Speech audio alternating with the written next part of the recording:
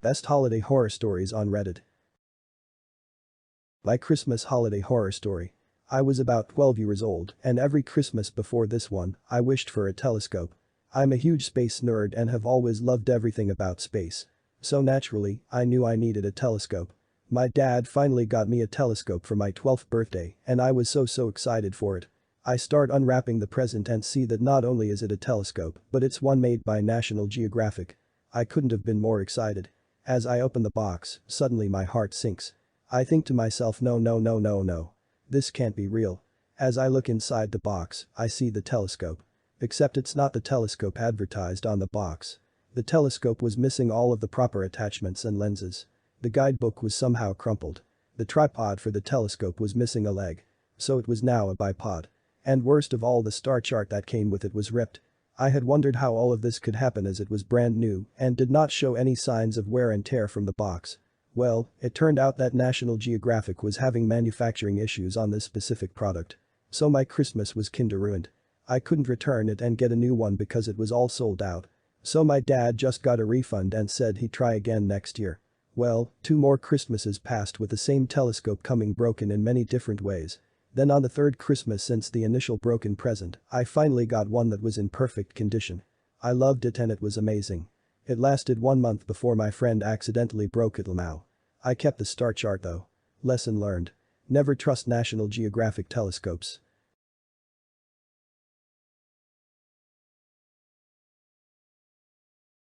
I grew up the black sheep of my family due to the disdain they had for my mother.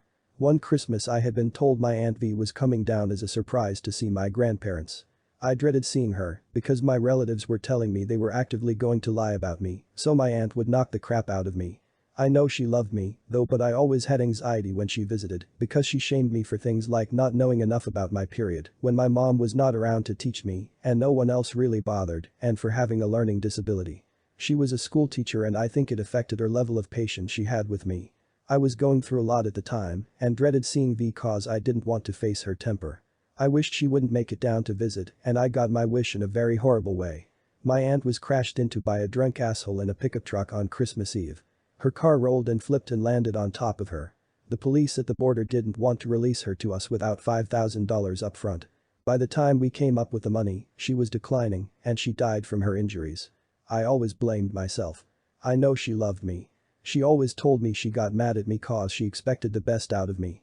Praised me for being smart. My family took their grief out on me. They sabotaged my schooling to the point I almost didn't graduate and routinely threatened me with homelessness after that. Sometimes I feel, if my aunt lived, she might be disappointed in me cause I didn't turn out like she wanted, but at least she'd be alive to celebrate Christmas.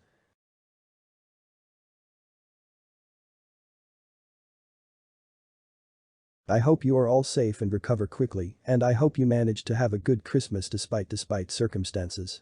My worst Christmas drama was my son's first Christmas, unfortunately. We spent it with my son's dad's mother and her boyfriend.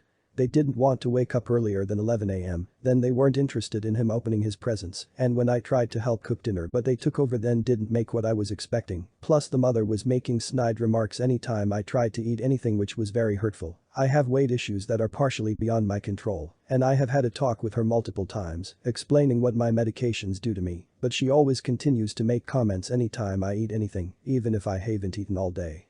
I don't think it would have been as bad if I didn't have all these expectations for his first Christmas, and it was the first Christmas I had ever spent away from my family too. All in all, I think it was just a bad combination of issues, and I regret that I couldn't give my son the first Christmas he deserved, even though I know he won't remember it. I'm so sorry y'all are going through COVID. I will be praying for your family. Merry Christmas. For my son's first few years of his life, we were told by everyone to enjoy our time, as he wouldn't make it to 5. My mother and father-in-law decided that they didn't want to know their grandson because it was too much on them to love him and lose him. My mill went off on us screaming that we were horrible people for not thinking of how her becoming attached to her grandson would crush her when he passed. So in her eyes it was better to have nothing to do with him at all. But she wanted to have a relationship with our daughter. Well, that didn't work, and so for years we stopped talking to them.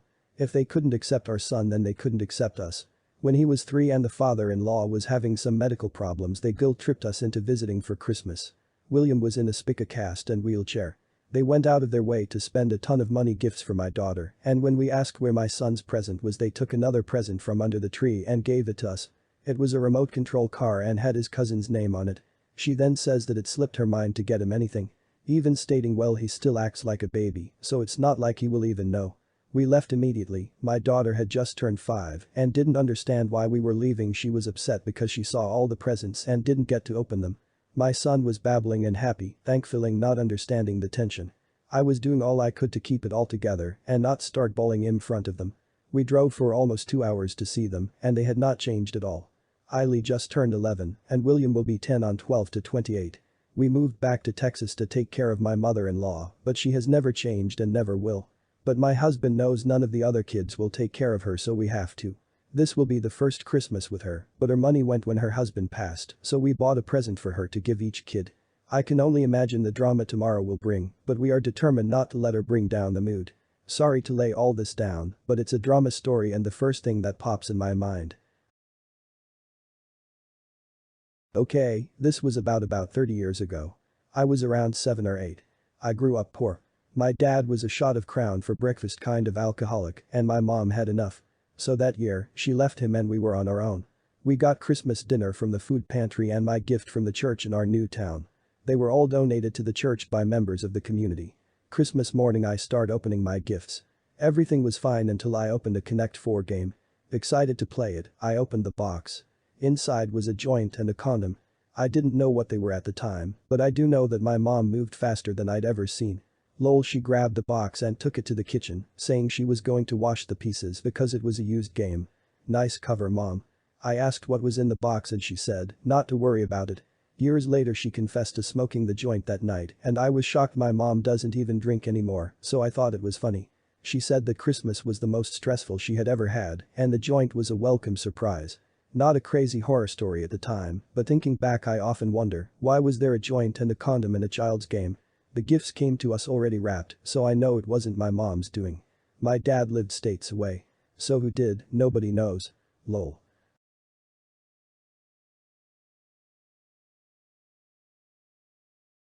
Oh my gosh. I don't even know if I want to tell this story. So awkward. 11 years ago, I went to my fiance's parents' house for Christmas. His sister was there with her husband. My boyfriend was very close with W as he had grown up with S and W dating. They had lived together in university while his sister was abroad and teaching in another city. They were very close, this is important. Turns out S had found out that W had cheated on her a couple of months earlier and they were fighting about it. S had brought W to Christmas because she wanted him to tell all of us publicly what he had done and then she wanted him to leave. He didn't want to, so he hid in the basement while she screamed and shouted and stomped around upstairs. I personally had barely ever met S, but had spent a lot of time at K and W's house, so I was a little sympathetic to. I also find his parents' house alarmingly hot, so we were all hiding in the basement. He was pleading with K and me to forgive him and take his side, etc. We never got a chance to talk to S about it because she would always tell us to ask W what he did to me. It didn't go very well at all and completely ruined Christmas for everyone. Months later when Kay and I were planning our wedding we asked S if we could stay at her house the night before we flew out to see my parents. She said no and told my stepmother it was because we had taken W's side through the whole ordeal. She was mad that we still talked to him and that we were still planning our wedding while she was going through a divorce. That was when we found out that he hadn't cheated once, he was having an emotional affair with someone else for almost a year before she found out. The other girl was stalking S and sending her nasty emails, and W was refusing to pay her what he owed in the divorce. We ended our relationship with W that day and haven't answered his many attempts over the years to contact us. And that's the story of my most drama-filled Christmas entire rest of the next year.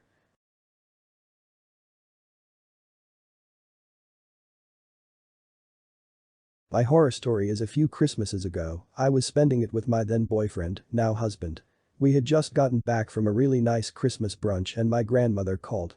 I was expecting it to be a happy well wishes sort of call, but instead, I found out that my close cousin was in the hospital and not doing well. He had gotten into a car accident a little over a year before this and apparently got hooked on the painkillers. One thing led to another, he got addicted to stronger meds and he odd and was in a coma. Needless to say, I freaked out. We couldn't do anything as they live several hours away on the other side of the state and there was to be a bad snowstorm. It started about an hour after the call actually, so I was just stuck waiting to hear what was going on. We tried to make the best of it though. Thankfully, he pulled through and was completely normal afterwards. Scared the hell out of me. Thankfully, it scared the hell out of him too, so I am hoping that that chapter of his life is over, but unsure. I know he has relapsed a few times and gone to rehab after, but he hasn't odd since at least. And that's the story of my most drama-filled Christmas entire rest of the next year.